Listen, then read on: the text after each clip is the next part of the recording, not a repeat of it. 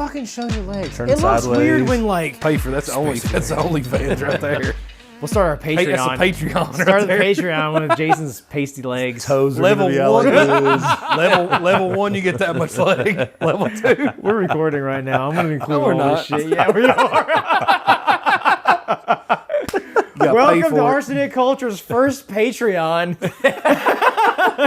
This is the free teaser content that we Right, give you, yes. so that way you can. Ain't nothing free. I'm Matt, I'm Jason. I'm Drew. and after this, you actually have to start giving us money. Damn, That's You thunder. hear that fucking thunder? God's bad at you, buddy. I don't know. You're making fun. Apparently, we're not doing a Patreon. God said, nope, not doing that. But let me ask you a question: have you ever dined and dashed? I've actually not. Never. I think if you would, you probably wouldn't say so. No, I tell That's you. a pretty embarrassing thing. It's like for me, it's like taking the grocery cart back. It's like I gotta take the That's grocery a lot cart worse back. than taking No, the but I grocery mean, it's cart like I have to do. I get that. You know I what get I mean? that. Yeah. Have yeah. you? No. Have you ever, Drew, you've worked in the food industry. Yeah. Have you ever had somebody dine and dash on you? Oh yeah. I've seen it I have happen. not I've seen it happen. Yeah, it happened. I spent 10 years being like a waiter. I did fucking bussing tables, managing, everything in between. I've never had anybody dine and dash. I don't think. I guess it probably could have happened. I was just like, fuck it, because it wasn't my money. But I think universally speaking, people think that's a pretty shitty thing Yeah, I agree. to do, right? Yeah, it's lowest of the low sort of It thing. kind of is. It kind of is. I mean, Like I the know. grocery cart. Take it back. Exactly. What do you keep talking about a fucking I'm grocery just saying, cart? you gotta take your shit back. You do. I mean, you're right. know. Yeah, but You can't leave it in the middle of the parking lot. Come on. yeah, I know. But you also don't pay for the grocery cart, so.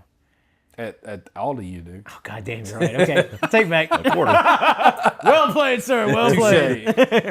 Well, I'm going to tell a little story about Edward Dando. This is, he was he was called the Oyster Thief. This was back in the early 1800s in London. Is that Kentucky? It's not London, Oh, Kentucky. okay. And this is also in the UK. We've been doing a lot of stories in the UK lately, but this was in London, England. Edward Dando was a former hatter in the 1820s. He became notorious for eating massive amounts of food, especially oysters, and then refusing to pay. Either like outright and being belligerent or just fucking running away. Damn. His most famous instances, one time he ate 25 dozen oysters Dozen. with a loaf Oh my God. yeah, with a loaf and a half of bread in one sitting. I don't know if I could eat 25 oysters. That's 300 oysters. I know. 25 would be a lot. Could you imagine? Like, I love oysters. I really do. What was the dates on this? This is in the early 1800s. It makes me wonder if like Wimpy, the guy from Popeye, remember that? I'll pay you on Tuesday for hamburger. Yeah. It's kind of like saying, yeah. Well, this guy was a little bit more like blunt. He was like, "No, fuck you. I'm not going to pay. Why would I have to pay for food that keeps me alive?" That's basically his mantra. Wow. He was kind of like a degenerate. There was another time in 1830 in August, he consumed 156 oysters, half a loaf of bread, and 5 bottles of ginger beer immediately after getting out of prison for running out on his bill from eating oysters and stealing ginger beer. For the exact same And let me thing. guess, he didn't pay for this one. And he didn't pay for this one either. So there's an MO there. There is an MO. This is what they call him, the Oyster Thief. And every single time we do content on here, we always have to enjoy a beverage with our show. You've had Krabbies. Ginger I've had beer, Krabbies right? quite Yeah, often. alcoholic Just talked ginger about beer. that I've earlier. had it 100 times. I really enjoy it. I can't fucking find it anywhere. I don't understand why, because there was at one point you could get it at the grocery store. I feel like it was everywhere. It really was. Yeah. I went to a grocery store. I went to a pharmacy.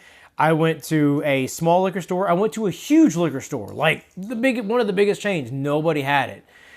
So I had to settle for regular Goslings, which I enjoy, but there's no alcohol in it. So I'm actually very aggravated. Did Ryan Gosling buy that brand? If Ryan Gosling is a seal.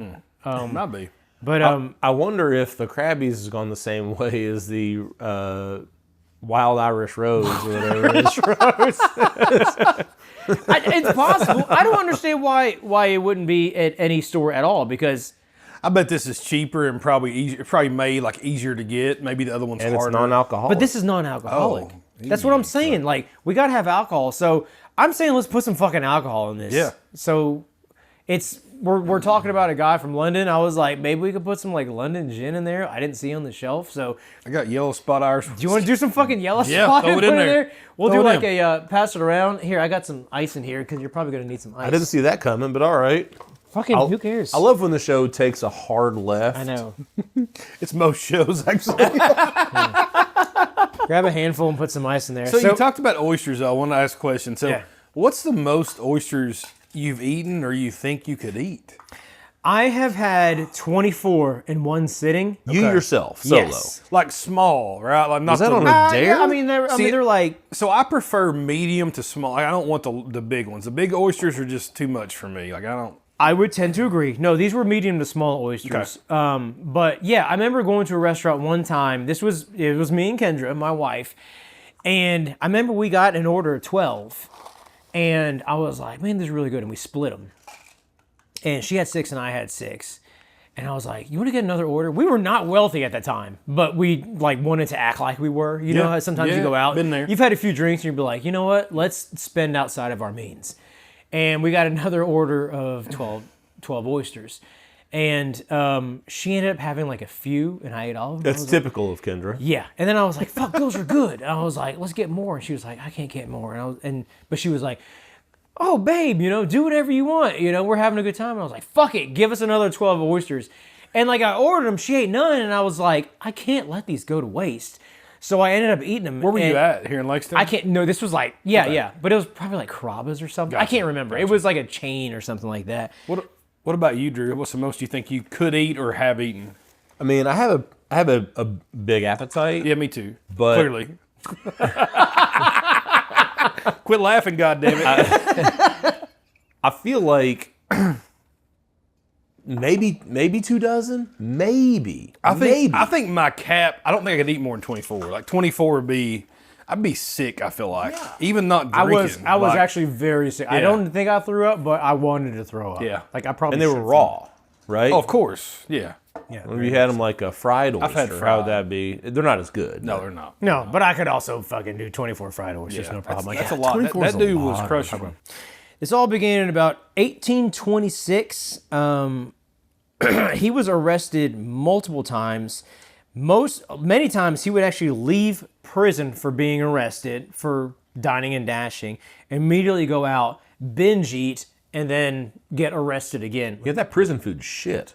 Yeah, they got Unless oysters. you follow the guy on TikTok, it's pretty good. It looks pretty good. The thing is, oysters now are kind of like a delicacy. Back then, they were not even street food. They were like It's like lobster too. Lobster was peasant food. that back was in the day. thing back then, right? Wasn't that the thing? Like lobsters so. were never like a high class thing. Lobsters were not. No. It was the same thing with oysters back then. So he was like unapologetic. He was just like, you know what, fuck it. I need to eat to live, so I'm gonna eat. And then he would eat, get drunk, and be like, I'm not paying for this shit. Was he a big man? Had to be. I've If never you're actually, eating 300 oysters or whatever it is, you're a big dude. and see now I feel like I didn't do enough research because I feel like I should have actually looked for pictures of I this bet guy. there's not any. That's the reason I was thing. It's thinking back in the wimpy. 1800s, like all the articles that I saw, like it didn't actually show this guy. His mugshot was drawn in charcoal. They didn't have AI back then. Definitely not. Yeah. Speaking of charcoal, there's a lady I used to work with a long time ago. Her husband at the time drew these characters, like really good. Take a picture and draw like charcoal drawings. So we had him draw some pictures for my mom and then my wife's mom for Christmas.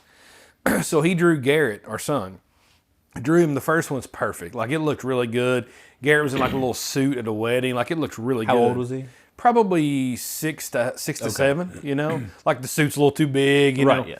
And then he drew that one perfect. And then the other one looked like he was deformed, dude. You know what I'm saying? Like this big and his Yeah, it's all hands. I'm lopsided. like, what the fuck is that? You know, the elephant man. It's like, dude, we can't give that to him, buddy. A lot of times, Edward Dando would go to prison. He would actually steal food in prison, which I guess it was different back then because nowadays you steal food in prison, you're gonna get fucking your ass beat. Shanked, Yeah, exactly. So I'm not sure how that happened. But Tapeworm, maybe? I'm just like, fucking no. That was I'm just over like, here looking for medical problems yeah. with this guy. January 1831, he was in court for non-payment of soup and bread. He went to prison, goes back to court in February for stealing 2 glasses of brandy at a public house. And also 2 plates of beef a la mode. Does that sound like something you've ever heard What the of? hell's that? Beef a la mode? So, So you a la think- mode you means think like like- ice cream, right? Yeah, but all- with stuff on it, so it might not mean ice cream. Maybe Maybe it's not, like I don't know. different toppings. Maybe I read onions that and I was shit. like, what the fuck is beef a la mode? But it was basically Lobster, an that entree. Yeah. peasant food. Yeah, more brandy, never paid for it. Before his sentencing that time, he was asked about his attire because he just walks in like a vagabond in court for the second time in a row in like as many days, right? He goes, oh, okay, beef a la mode is French pot roast? wow, you're smart, dude. Thanks, Jason. There's no way I read it from a phone that you just handed me. Yeah, thanks. Yeah, don't watch that. Just listen to it. Yeah, that never happened.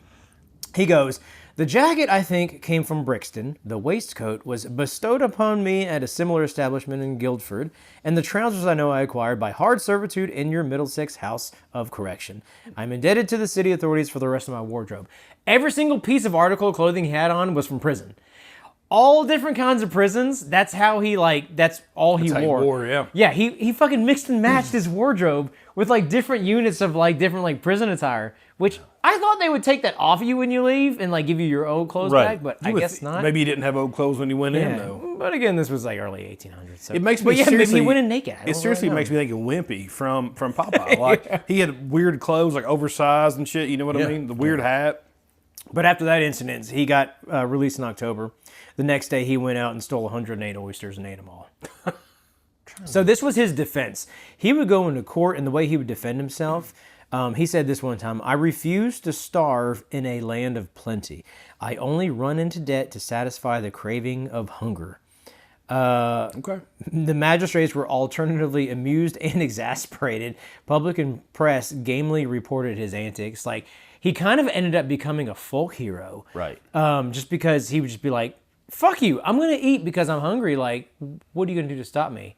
Which I guess they'd send him to prison for that. Is that the proletariat, right? Is the lower class, or is proletariat upper I class? honestly don't know. Bourgeoisie is upper class, right? I think it's upper. And then is proletariat like lower class? So he might have been like a lower class hero almost. Not really hero. Is but it the like, other way around? Well, Great question. I don't know. it makes sense though. Somebody Google that. I can't Google it. I guess What's that term, eviscerate the proletariat? Where's that come from?